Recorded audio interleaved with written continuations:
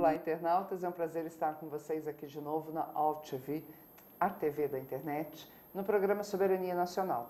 Nós começamos esse programa para debater uma questão pontual, que é a aprovação da ANS para que as operadoras sejam obrigadas a fazer alguns exames genéticos para diagnósticos de algumas doenças genéticas. Acontece que existem mais de 2.000 doenças genéticas hábeis a serem detectadas por esses exames e a ANS só aprovou 29.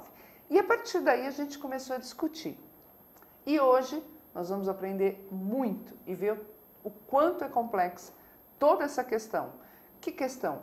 Os médicos estão preparados para ler os exames?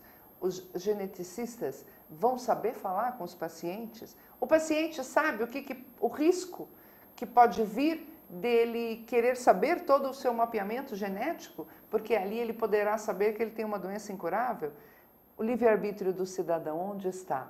Né? Então, não há regramento. A ANS se precipitou ao soltar essa resolução e agora nós vamos tentar provocar a sociedade assim para que, minimamente, o Conselho Federal de Medicina, os geneticistas, a sociedade consigam regrar toda essa questão que é muito polêmica. Eu hoje trouxe aqui para a gente, e eu já estava aqui antes do programa, pasma com a quantidade de informações que nós não detemos. Né? Eu convidei e ela aceitou a Maria Alderuza Hortz, que é professora doutora e nutricionista. É um prazer recebê-la. Obrigada, Ana. O prazer é meu.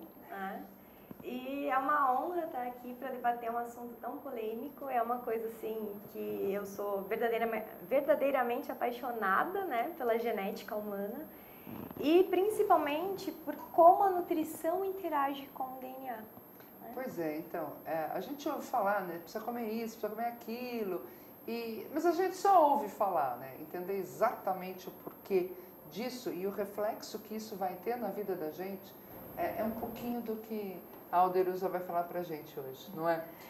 Primeiro eu quero saber como é que você foi para esse ramo, por onde você passou, porque hoje você, apesar de menina, né, é uma professora doutora enfim, como é que foi a sua trajetória? Bom, minha trajetória começou então na Universidade Estadual do Centro-Oeste do Paraná, eu sou paranaense, né? E quando eu estava terminando a faculdade, eu não sabia muito bem os caminhos que a nutrição me dava, não me agradavam muito, né? Nem ir para a área de UAN, nem ir para a área clínica. Eu queria, então, dar aulas, né? Venho de uma família de professores, minha mãe e minhas tias são professoras, então eu também fiz magistério e resolvi fazer, então, mestrado, né? Para entrar na área acadêmica. Acabei resolvendo fazer meu mestrado na USP em São Paulo. Então eu fiz prova, passei na USP, fiz meu doutorado com o professor Franco Lajolo, que foi uma joia que caiu na minha vida. Depois continuei fazendo pós-doutorado, né, com o professor Fernando Moreno, que também é outra joia. E agora eu estou finalizando um outro pós-doc na Unifesp, com o professor André Vettori, né, sempre estudando a questão da expressão gênica. Né? No primeiro momento eu estudava a relação nutrição, câncer, dieta, nutrição e câncer, né? Essa relação que existe aí. E a gente começou a entender um pouquinho da expressão gênica e como a nutrição poderia modular a expressão dos genes. Né? Então, eu defendi minha tese de doutorado em 2007 e aí a gente não falava em nutrigenômica, em genômica nutricional. A gente já entendia a nutrição e a expressão gênica, mas não com essa denominação que a gente tem hoje. E hoje a gente tem na nutrição uma ciência relativamente nova, né, que é a genômica nutricional. E ela estuda essa interação entre o DNA e a alimentação. E isso pode ocorrer de diversas formas. Então, essa grande disciplina também é dividida em nutrigenômica, nutrigenética e hoje a epinutrigenética também. né? Então, toda essa conversa que ocorre entre a alimentação e o DNA. E essa questão já existe no mundo há pouco tempo, pelo que você fala. Em termos de história, em termos de pesquisa, há pouco tempo. Em termos de história, em 1988, o professor Fernando Moreno publicou um artigo associando, né, o ácido retinóico, né, nossa vitamina A, e a expressão gênica, né? Então a gente já tinha isso, né, em meados de 1980 a gente já tinha essa interação. Mas a partir de 2001, do sequenciamento completo do genoma, isso ganhou mais força. Então a gente também luta para incluir isso como uma disciplina, principalmente trazer isso de uma forma didática para nutricionistas entenderem a genética humana básica, entenderem biologia molecular e aplicar esses conceitos na sua prática clínica para o bem-estar do seu paciente. Mas não só na nutrição, né? Eu acho que seria uma cadeira importante em várias outras áreas da saúde. Concordo, concordo. O nosso profissional hoje ainda, eu acredito que as universidades não tiveram, a grade, né, dos cursos ainda não teve aquela evolução de acordo com a evolução da tecnologia. Incrível. Tecnologia e ciência. O descompasso, não é? Exatamente. Mas isso é porque a gente teve um boom de tecnologia, né? Então, a corrida pelo genoma, depois que a gente teve o genoma sequenciado, a gente teve a corrida pelo genoma de $1.000. Então, a gente teve aí a indústria investindo muito pesado, porque acreditava-se na genética determinista. Que então, seria? Um gene, uma doença, uma cura. Ok. E hoje a gente sabe que não existe essa relação linear. Então, hoje o que a gente tem? Um gene, diversas doenças, diversas possibilidades de intervenção e redução do risco, não a cura. Tá. Pode caminhar para se achar um caminho para a cura, mas no fim desta linha, né?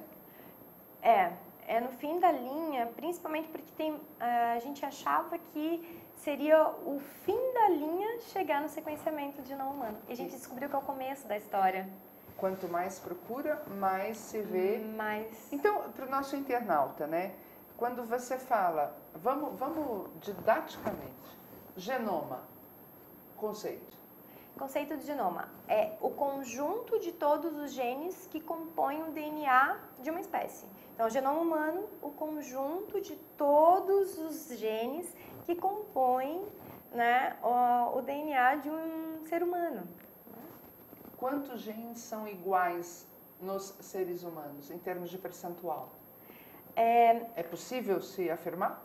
É possível afirmar que, dentre os 3 bilhões de nucleotídeos, bilhões de pares de nucleotídeos que compõem a sequência do DNA humano, nós somos 99,5% idênticos. 99,5%? Isso.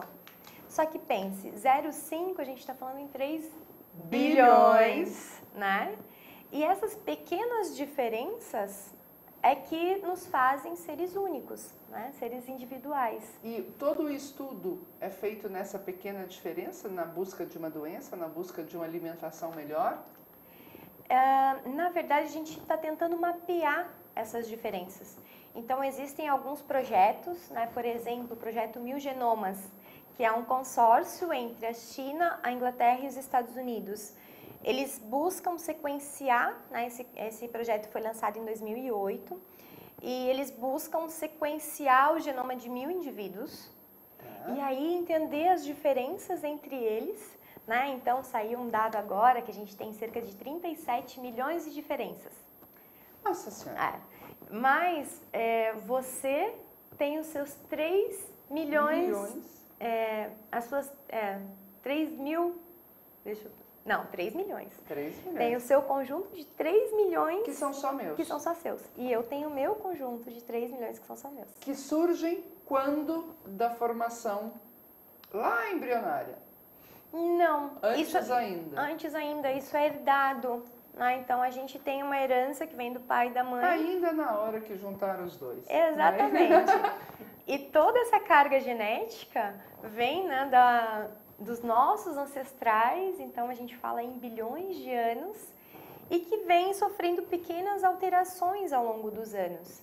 Né? Então a gente o nosso DNA acaba se adaptando ao meio com uma mutação no início, né? Que a mutação, quando a gente fala em mutação pontual, é a troca, né, de um nucleotídeo. Então a gente tem, nosso DNA é uma molécula muito chata, é muito repetitiva. Então ela se repete em 4 nucleotídeos: adenina, guanina, citosina e timina.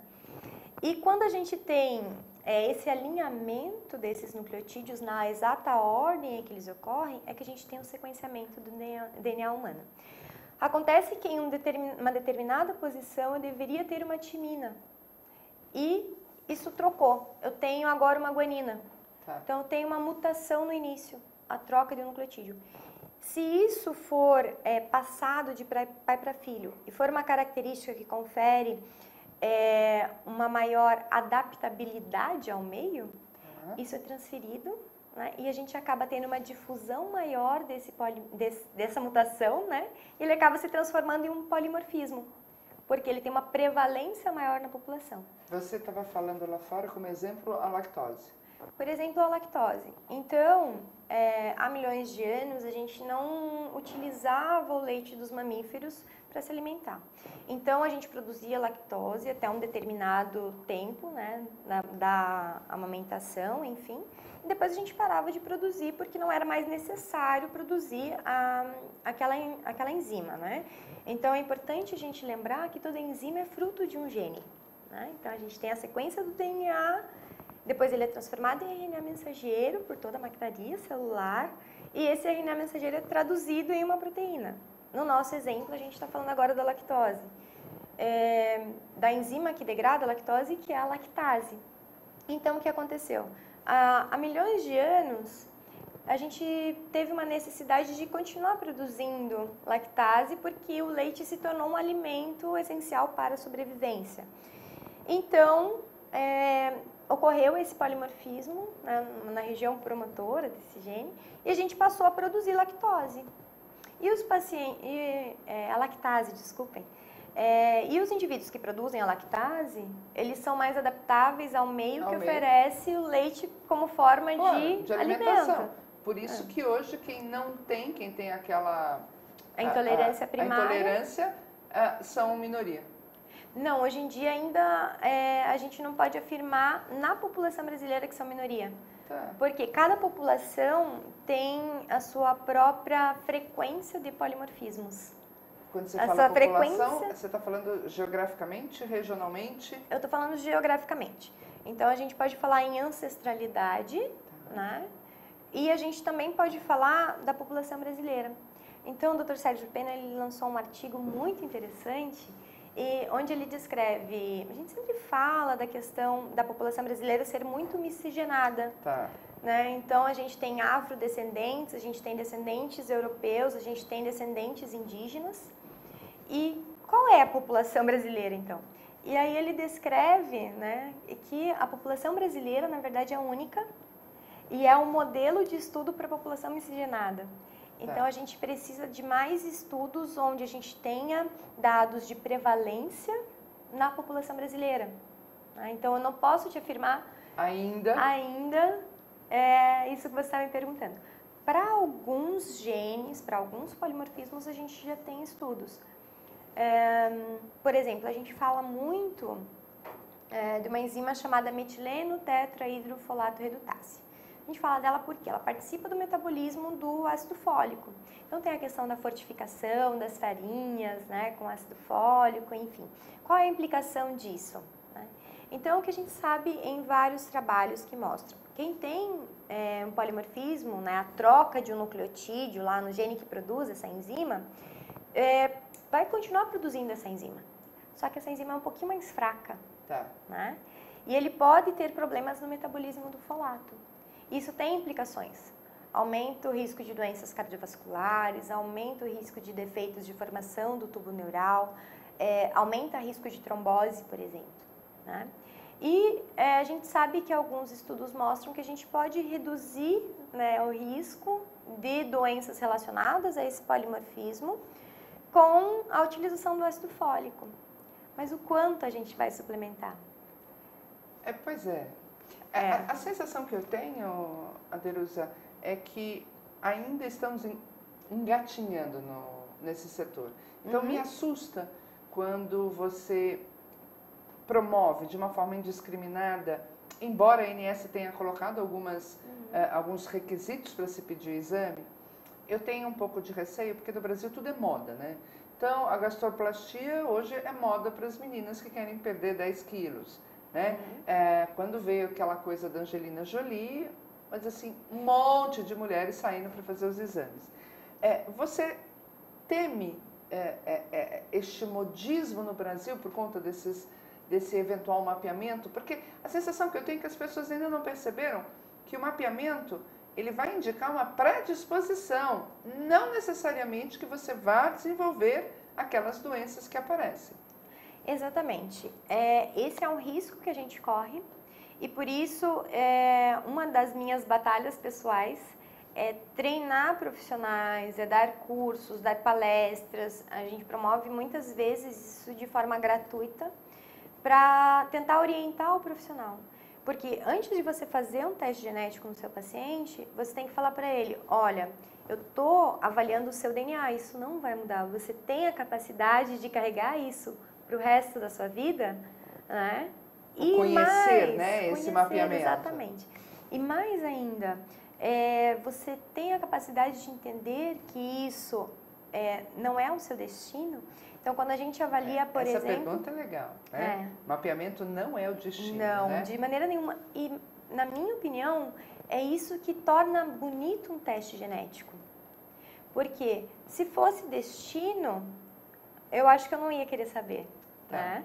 Mas, como eu sei que eu posso ter algumas intervenções que vão me proteger, né? A gente não pode falar que eu vou eliminar o risco, mas eu vou reduzir o risco. Eu tenho a possibilidade de intervir de maneira positiva e isso vai implicar em de repente, no retardamento do surgimento da doença ou até mesmo numa forma mais tênue, né, do surgimento dela. Aí eu acredito na beleza disso. Então, um teste de nutrigenética, por exemplo, que é onde eu tenho mais, né, expertise, ele não vai te garantir que você não vai ter uma doença, nem vai garantir que você terá a doença, mas ele vai te dar a oportunidade de participar ativamente na sua redução do risco. Então, a gente transfere a responsabilidade agora. É como se fosse uma educação. Exatamente. Né? Você vai receber ali o seu mapeamento e vai estar lá escrito, como todos os pais falam para os filhos, precisa escovar o dente, precisa estudar, precisa fazer isso, fazer aquilo. Ele não é o destino, mas ele pode ser um caminho. Você vai traçar o seu caminho, na verdade. Exatamente. Você vai ter alguns indícios de como vencer melhor, ou driblar, ou tentar evitar o que poderá vir a acontecer. Exatamente. Eu brinco que eu falo assim, agora não é mais o médico, não é mais a nutricionista que está falando para você não comer gordura saturada. Agora é o seu DNA. Que está mostrando e comprovando. Exatamente. Então, isso pode ser utilizado como uma ferramenta de educação nutricional, né? Então, Mas não ficaria caro para a sociedade este empoderamento do mapeamento de cada cidadão? Eu acho que a longo prazo isso se tornaria mais barato, porque o encargo de doenças crônicas, né? A gente está falando aí em obesidade, diabetes, dislipidemias e principalmente doenças cardiovasculares, alguns tipos de câncer. A gente tem isso hoje em dia tratado de uma forma curativa. E se a gente começar hoje a trabalhar de uma forma preventiva, no futuro isso vai aliviar, né, toda a carga com medicamentos, com internações no Sistema Único de Saúde, principalmente. O grande problema é que hoje a gente não consegue ainda oferecer isso para toda a população. Né? É sempre aquela minoria. Exatamente. Mas eu acho que a gente tem que começar de algum lugar. Então, eu acredito muito nesses testes que a gente chama de testes preditivos. Então, isso eu acho que é uma questão muito importante. A gente está falando da questão da ANS, ela coloca ali doenças, principalmente doenças monogênicas, né? Então, você tem uma mutação genética associada a uma doença. O que eu defendo são os testes preditivos em doenças complexas e poligênicas. Então, eu tenho um conjunto de genes, né, que vai determinar uma condição. Por exemplo, a relação com o colesterol. Então, a gente tem uma série de genes que contribuem para aquela questão. A gente tem triglicerídeos aumentados, a gente tem colesterol, o LDL, né, colesterol ruim, aumentado, e isso está relacionado com doença cardiovascular. Mas o porquê que o paciente tem? É porque ele está consumindo muito colesterol na dieta? Ou não? É porque ele está consumindo muita gordura saturada na dieta? Ou ainda é muito carboidrato simples que está relacionado com isso? Então, em um mapeamento de nutrigenética, a gente consegue identificar, olha, provavelmente... porque você está muito no carboidrato. Ou provavelmente porque você está consumindo ovos. Então, hoje a gente consegue, através de uma variação em um gene específico, identificar aquele paciente que vai responder ao colesterol presente no ovo. Tá. Né? E aquele que vai continuar com seu colesterol normal mesmo, consumindo. O estudo recente que fez isso, eles avaliaram o consumo de 5 ovos por dia durante um mês. Nossa Senhora. E já viu alteração em colesterol, né? E alguns pacientes não apresentam essa alteração no colesterol. Ou seja, mesmo com o colesterol fora do padrão, ele poderia continuar comendo ovo? Não, se o colesterol dele está normal. Ah, tá normal. Tá normal. Tá. Ele não vai responder ao colesterol do ovo. E outros já vão. Tá. Então, eu cito esse exemplo do ovo porque gerou muita polêmica, né? Então, até hoje. O ovo aumenta o colesterol ou não? Então, hoje eu falo, depende do seu genótipo. Entendi, né? Entendi. Então, mas aí minha pergunta, se vem, diz, bom, aí não adianta, né? A resposta é dada e pronto. Você consegue descobrir pelo exame que não é o ovo, mas é a carne? Ou não necessariamente? Na verdade, o ovo eu citei como exemplo de fonte de colesterol. Isso. Eu estou citando a gordura da carne. A gordura da carne a gente tem tanto colesterol quanto gordura saturada. Aí eu vou ver outros genes. Porque os genes, nessa forma de teste genético, a gente tenta ver a conversa que já foi estabelecida pelos testes científicos. Então, essa resposta eu vejo em um outro polimorfismo, vejo um outro gene que está relacionado com resposta à gordura saturada. Você estava falando lá fora que então hoje nós temos no mercado 2 tipos de exames. Os exames focados na doença específica e os exames que podem lhe dar uma garantia de vida melhor. É isto? Então tem aqueles focados... Você tem a medicina tradicional e a medicina preventiva. Para mim está muito claro esses dois...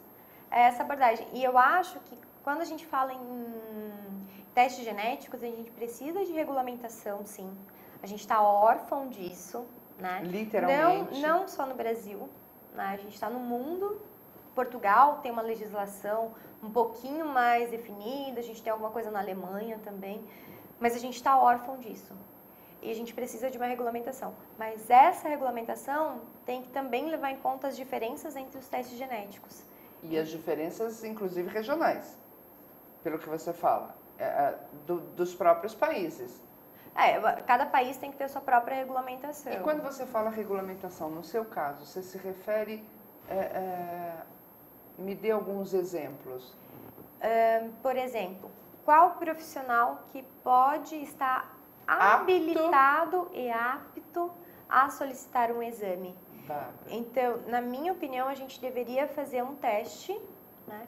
Então, a gente não tem ainda uma formação profissional, a gente não tem uma especialização que torne o profissional apto a prescrever e interpretar testes genéticos. Então, por isso que a ANS exigiu que todo pedido de exame genético passasse por um geneticista. O problema é não há geneticista para atender uma população de 50 milhões de brasileiros, que são os brasileiros que têm planos de saúde. Então, além da regulamentação, eu acho que antes disso faltam os profissionais. Não há no mercado. Exatamente. A gente precisa formar profissionais. E como eu falei, essa é uma das minhas missões de vida. Que bom! Formar que bom. profissionais aptos a tanto. Mas a gente poderia trabalhar, de repente, no caso da nutrição, com a Abram, impondo uma prova, né, para a gente falar, olha, você está apto a. Então... E na área da saúde, quais seriam as profissões que interessam esta leitura? A medicina, a nutrição? O farmacêutico. O farmaco. Ainda nós vamos falar disso daqui a pouco.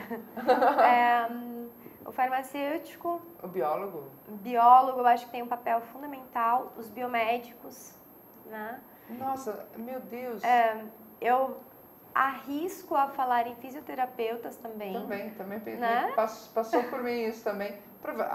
Enfermagem? Enfermagem eu acho que sim, certamente. Por conta dos farmacos, talvez. E também pelo próprio cuidado do paciente, pela coleta do material, né? Então eu acho que a enfermagem tem um papel. Eu acho, psicólogos, eu acho que a gente tem uma equipe multidisciplinar para trabalhar com tudo isso. Então a gente está falando agora, né, na nossa constituição genética respondendo a uma alimentação. Ok, mas... Existe o outro lado, que é a nossa alimentação modulando a expressão gênica. E o que isso quer dizer? Que uma determinada dieta, um determinado suplemento, né, pode aumentar ou reduzir a expressão de um gene para o bem ou para o mal. Né? Nossa, que loucura. E aí eu citei, né, psicólogos. Eu ia perguntar. Porque a gente tem hoje trabalhos científicos mostrando que a espiritualidade, independente de religião, né, influencia a expressão gênica. Eu vou pedir um pequeno intervalo e a gente vai continuar com esse assunto.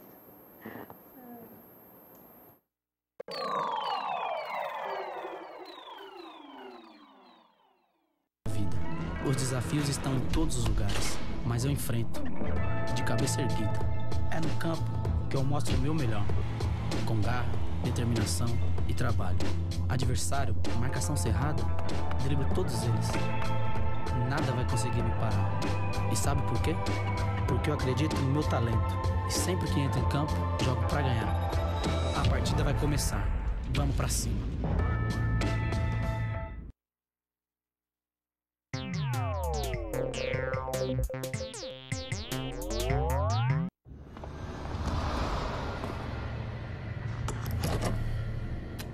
Atenção, este veículo está sendo roubado.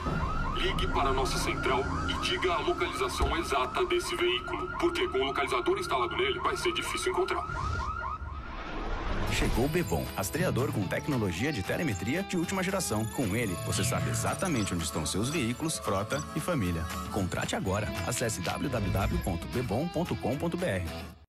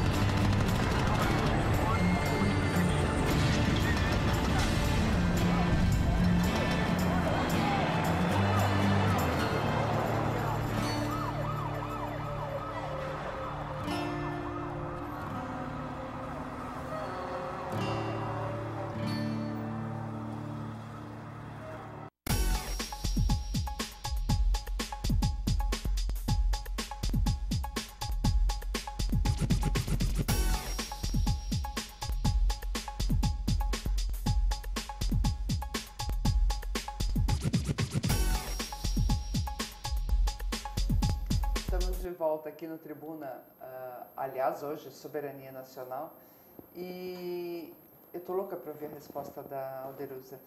Então, dentro desse contexto todo, até mesmo a parte espiritual do indivíduo poderá trazer transformações na vida dele, dentro dessa coisa toda do genoma, do DNA, Exatamente. Então, inclusive a gente tem trabalhos aqui na Unifesp que veem que a expressão, né, o conjunto de genes que são expressos por aquele indivíduo são alterados de acordo com uma oração, com uma meditação ou com alguma coisa assim. Então, isso tudo é para ilustrar a complexidade, né, que a gente tem que entender ainda para chegar. Então, há uma receita escrita, uma coisa específica, um programa de computador que vai chegar e te dizer o que você tem que fazer. Então, a gente tem que estudar cada indivíduo de uma forma única. Que é o que, infelizmente, hoje os médicos não conseguem mais fazer. Eu brinco que com teste de nutrigenética, eu sinto muito, eu vou te dar mais trabalho.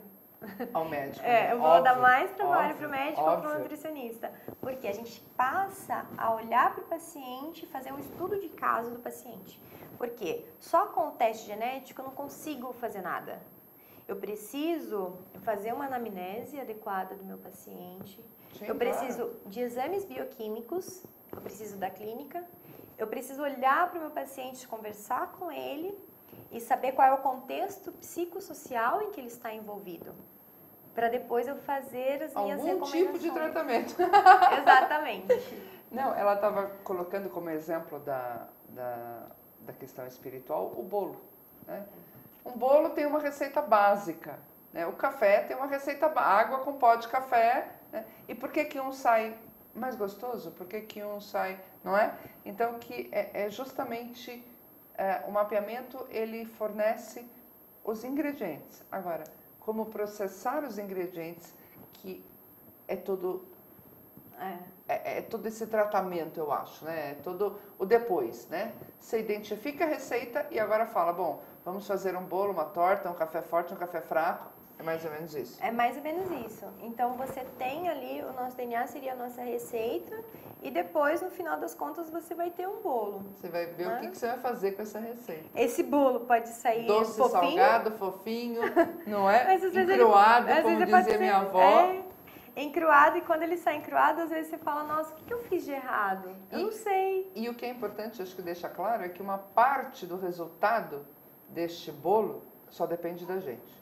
Exatamente. Na verdade, os testes preditivos, onde a gente encaixa um teste de nutrigenética, eles são, na verdade, parte de um grande movimento da medicina, que é a medicina chamada 4P genômica, onde ela é personalizada, porque é baseada no seu sequenciamento genético, que é único.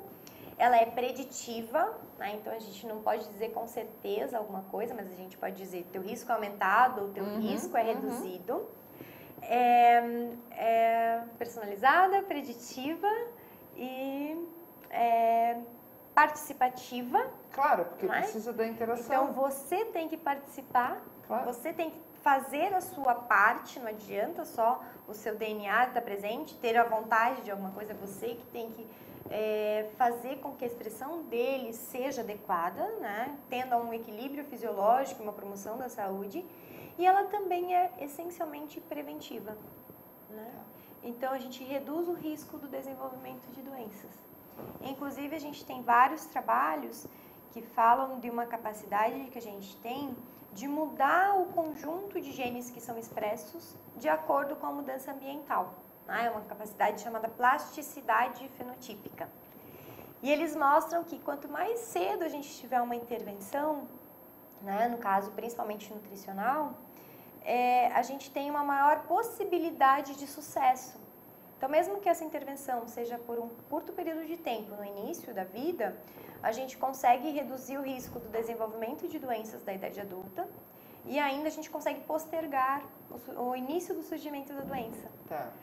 Então, a gente consegue uma atitude correta no início da vida, se reflete na idade adulta. No todo. Educação de novo, né? Que é o que falta desde o começo, né? Mas eu estou muito curiosa, você falou dos psicólogos, né? Esse mapeamento, então, ele dá uma predisposição de todas as doenças. E aí eu separo, nós temos as doenças mentais, mas nós temos variáveis comportamentais. Então, doenças mentais psiquiátricas e as variáveis comportamentais dos psicólogos. No que isso auxilia o psicólogo? O psicólogo, de repente, ele pode entender, a gente tem um gene muito interessante que a gente avalia, chamado CONT. CONT. Ele está relacionado, então, com as catecolaminas no cérebro, com respostas à serotonina. Se você elimina mais rápido, serotonina, aquele é o hormônio responsável pela sensação de bem-estar, né? Do chocolate, né? Todo mundo lembra chocolate. Quando fala na Exatamente. Todo mundo lembra do chocolate. Exatamente. Então, ele está relacionado com a eliminação, principalmente, da serotonina, né? A enzima que é produzida por esse gene.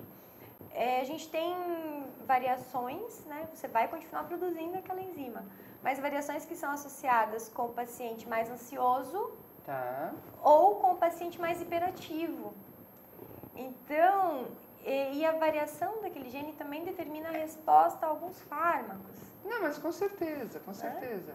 A gente consegue direcionar. Com certeza. E isso pode trazer um tratamento mais rápido, inclusive. Exatamente, a gente aumenta as chances de sucesso, né? E aí a gente entra também, não sei se eu estou atropelando a pauta, não, mas na farmacogenética. Pois é, vamos lá. Então, por exemplo, um paciente que tem psoríase. Né?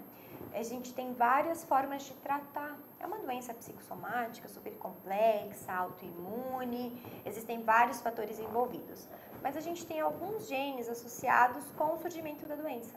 Então, se você faz um mapeamento genético e você já identifica que o seu risco está aumentado para a psoríase e você tem alguma alteração, né, na sua mão, você já consegue direcionar. Não, eu preciso de um dermatologista especialista em psoríase. Você já direciona o seu especialista. Fora isso, existem vários medicamentos para você tratar. E hoje em dia, o que se faz? Tentativa e erro. Então, você entra com medicamento, não respondeu, vamos tentar outro. Não respondeu, vamos tentar outro. Então, se você faz um exame de farmacogenética, você consegue ver, meu paciente tem chances maiores de responder a esse medicamento. Isso eu acho fantástico. Então, eu vou entrar direto com esse medicamento. Meu paciente não precisa sofrer todo o processo, né, de tentativa e erro.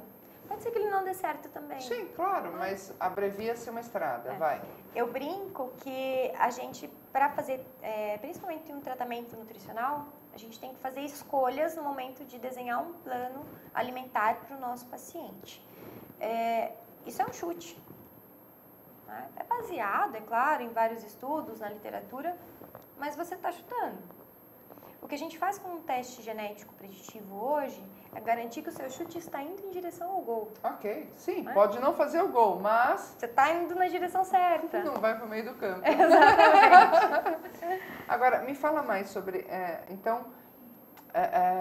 essa questão da farmácia está muito ligada à oncologia, não é? Porque me parece que é onde, seriamente, os laboratórios estão investindo. Exatamente. Um dos exemplos que eu acho mais chocantes, né, dentro da oncofarmacogenética é de um gene chamado DPD, que ele está relacionado com o metabolismo de fármacos. E o paciente que tem um polimorfismo nesse gene, ele corre risco de morte se ele for submetido ao tratamento com 5-fluoracil. Tá. Então, para você ver a gravidade, né, de uma alteração genética.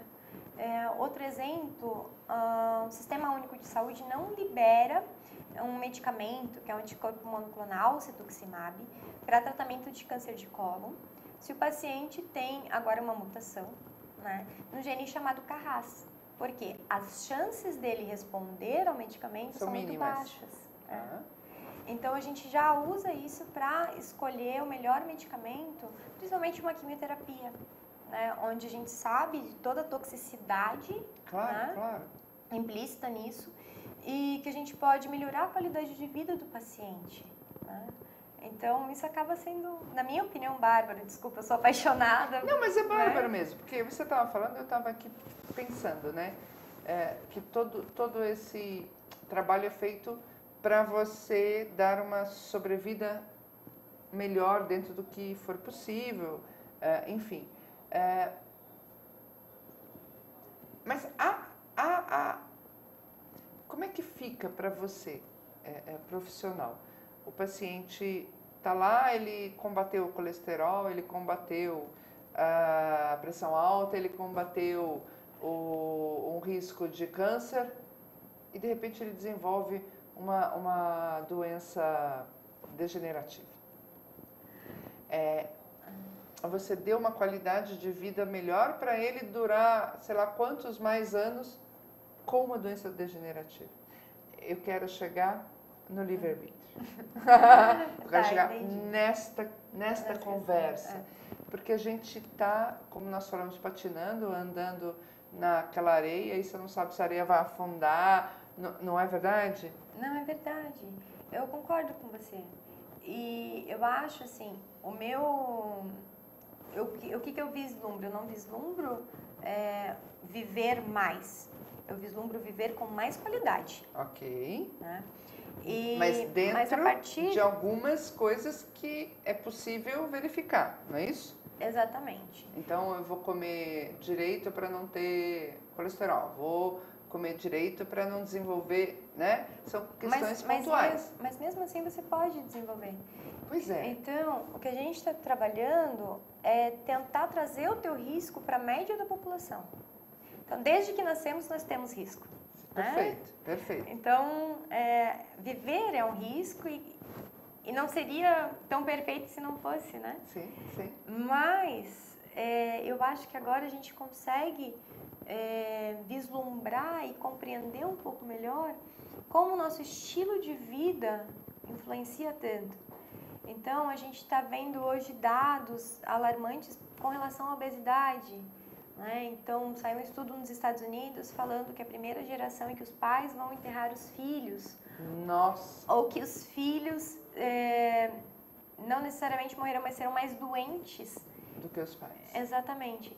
Então, a gente tem que trazer isso tudo caminhando junto, mostrando os dados epidemiológicos, né? A obesidade como uma crescente, e a obesidade não vem sozinha, ela vem com todas as doenças crônicas associadas.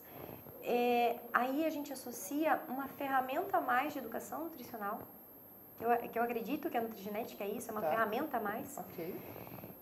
E você consegue, então, trazer uma educação e você muda, de certa forma, o comportamento, né?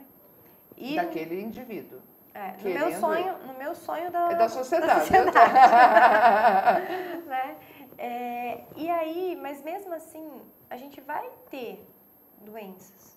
Porque as nossas células, elas são pré-programadas para viver um período. Né? Então, e eu brinco que graças a Deus um dia a gente queria morre. saber essa pré-programação, né? E eu falo, graças a Deus a gente morre. Sim, eu também. Porque eu não conseguiria viver com isso que eu não vou saber o que vem depois. Eu sou muito curiosa. Né? Eu quero saber o que acontece. Não é. E cá entre nós, não é fácil, né? Não. Então, isso vai ser infinito. Eu também tenho minhas questões com relação a isso. Mas aí eu te pergunto, para tudo isso que você traz, que é algo muito novo, né?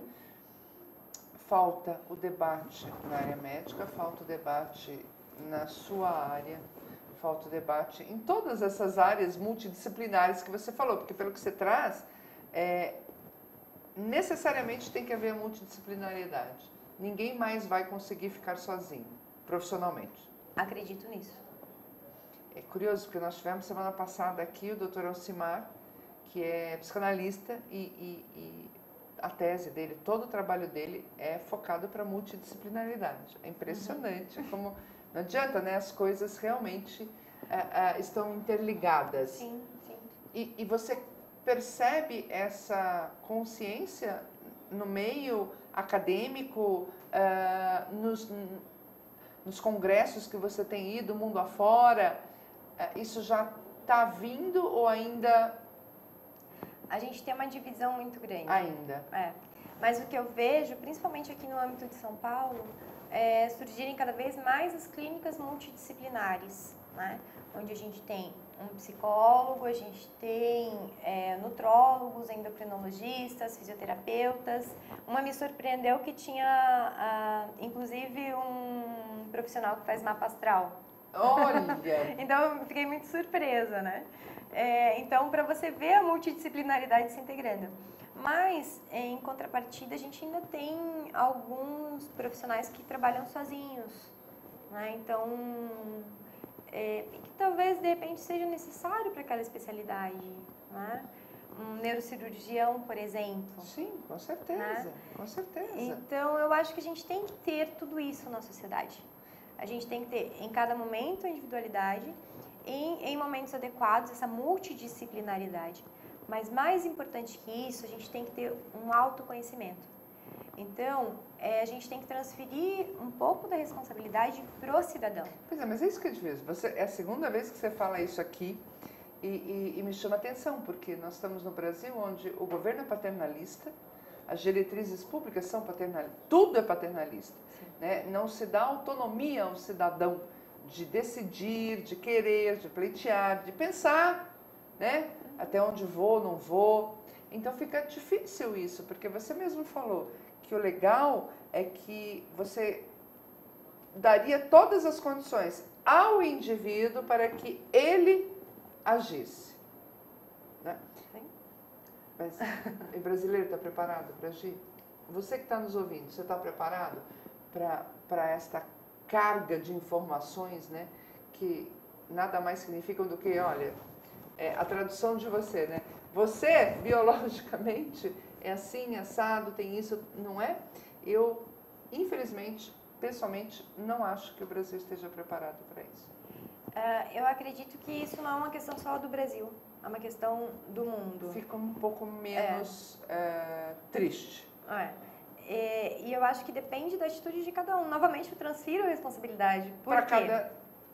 Porque a gente tem hoje a possibilidade de você fazer pesquisa, inclusive científica, na internet, a qualquer momento. Então, a comunidade científica está cada vez mais preocupada com isso, a gente difundir a informação. É claro que você não consegue compreender, Sim. Mas aí entra o papel do professor, não trabalhando só dentro da universidade, sim, mas também em extensão, dando a ferramenta necessária para aquele indivíduo compreender a leitura, né? O indivíduo, tendo essa ferramenta, né, de cultura e educação, ser capaz de tomar as rédeas da sua própria vida. É uma loucura isso. Isso é uma loucura e eu não vejo preparo, porque aí você entra no livre-arbítrio, não é? Exatamente. E eu acho que o livre-arbítrio, ele só pode ser conduzido de uma maneira responsável se você tem informação. Claro, porque ninguém pode decidir sem saber, que é o meu desespero com relação a essa resolução da ANS. Porque muito paciente vai falar, eu quero fazer, sem saber as consequências do que pode vir nesse exame. Aí eu já falo dessa predisposição de doenças, às vezes, cujo tratamento hoje não tem cura. Exatamente. Eu tenho uma postura, eu quero saber de tudo. Então, eu fiz o meu... Que legal, já ouvimos uma aqui falando que não quer, agora ouvimos uma falando que quer. Então, eu fiz, há 3 anos, eu fiz um mapeamento mais geral, né? Que olha, não o genoma completo, mas olha alguns biomarcadores, né? Alguns pontinhos no seu DNA que estão relacionados a diversas doenças, né? Então, eu fiz questão, eu quis saber tudo, né? Porque até tem uma região lá que é fechada. Esse teste a gente pega o resultado pela internet, que é do 23andMe. Eu verifico o meu exame todo dia, porque tem 1.500 variações. Todo dia eu descubro um gene novo. Olha, não E aí isso acaba se tornando viciante. Mas verifico por quê. Eu quero saber se eu posso tomar determinado medicamento, se eu tenho risco aumentado disso ou daquilo. Eu sou uma estudiosa disso. Sim, né? claro, então, claro. Mas eu fiz questão de saber tudo, porque, por exemplo, eles olham para risco de Alzheimer e risco de Parkinson, que são doenças, né, teoricamente incuráveis ainda. Mas eu quero saber por quê. Eu tenho a possibilidade de reduzir o meu risco. Tá. Né? Então, mesmo que eu não tenha o risco aumentado... Você pode desenvolver do mesmo jeito. Eu posso desenvolver. Então, eu vou continuar tendo aquelas atitudes associadas a um hábito de vida saudável. Mas, se eu tenho o risco aumentado, isso me força a falar, não, tem que ser hoje. Eu não posso deixar para amanhã. Com certeza, com certeza. E aí, buscar alternativas para reduzir isso. Juntando, né, essas questões com o meu histórico familiar, eu ainda posso ver, não, isso tem uma maior força para mim. Então, além da genética, eu olho para o histórico familiar.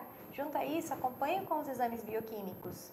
Né? Então, muitas vezes, eu chego em alguns médicos e eu falo, não, pede esse exame para mim. Ele fala, mas para quê? Eu não sei interpretar, você sabe? Eu falo, não, pode deixar que eu sei interpretar.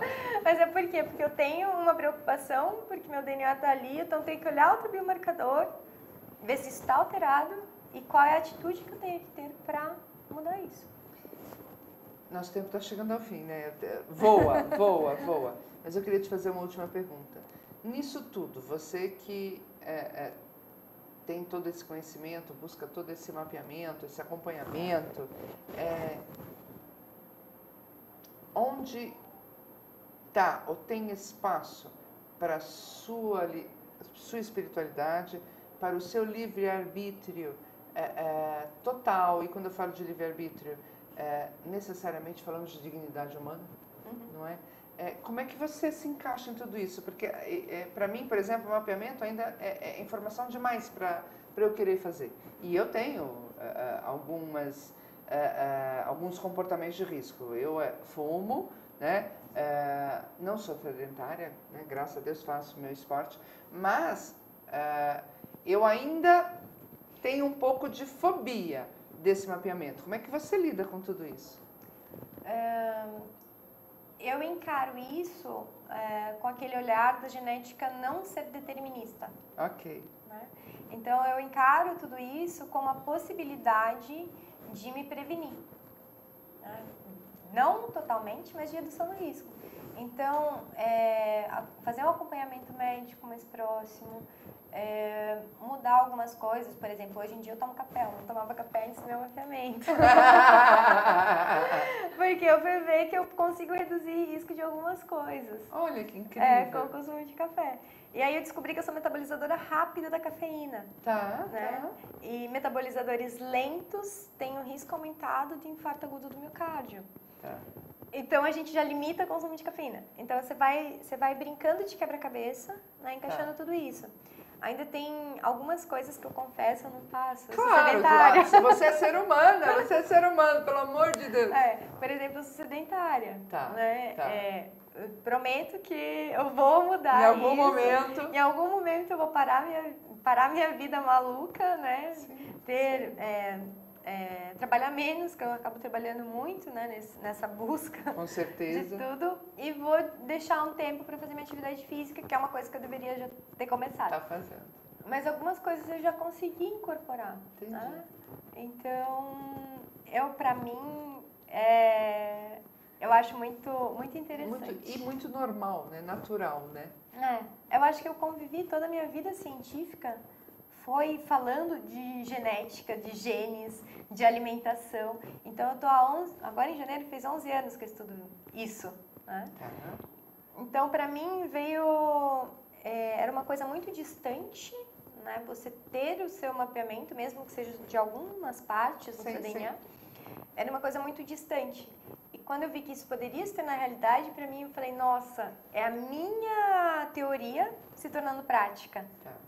Então, para mim, foi fantástico.